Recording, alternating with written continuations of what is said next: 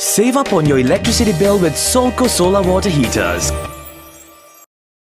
Fitch has also downgraded Bank of Ceylon's viability rating to CCC from B- and has revised the support rating flow to no flow from B-. According to the rating agency, the downgrade stems from the November 27, 2020 downgrade of Sri Lanka's sovereign rating to CCC. The release goes on to note, quote, BOC's long-term IDR is driven by the bank's intrinsic strength as expressed by its viability rating. The ratings are constrained by the sovereign IDR, unquote. Fitch Ratings believes the operating environment continues to have a high influence on bank ratings as it affects the level of risk if doing business and banks' financial and non-financial rating factors. It expects Sri Lanka's GDP to contract by 6.7% in 2020 and start recovering in 2021 by 4.9%. The downgrade and negative outlook on risk appetite and most of the financial profile factors reflect the downside risks to borrowers' creditworthiness and the stability of the bank's financial metrics stemming from the operating environment.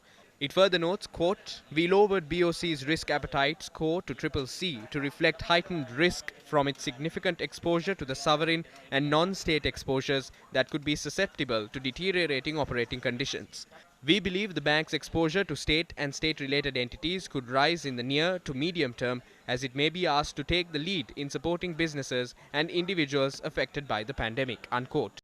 What it means is that if Bank of Ceylon wants to borrow abroad on behalf of the government or on its own, it has to now pay a higher rate of interest to the prospective investors. So that is the countrywide economic implication of the downgrade means. The role of the rating agencies is to advise the prospective investors. So this is a reading to be made by the prospective investors either in Sri Lanka government sovereign bonds or any bond to be issued by Bank of Ceylon in the international market. So what is happening is that instead of putting the house in order, Sri Lanka's house in order, finding fault with the external examiners is not a proper thing which Sri Lanka should do.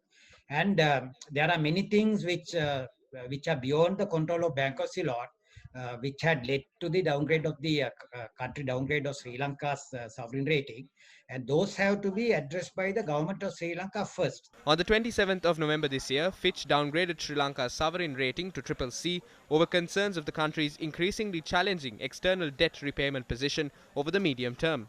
In September this year, Moody's Investors Service downgraded the government's long-term foreign currency issuer and senior unsecured ratings to CAA1 from B2 and changed the outlook to stable.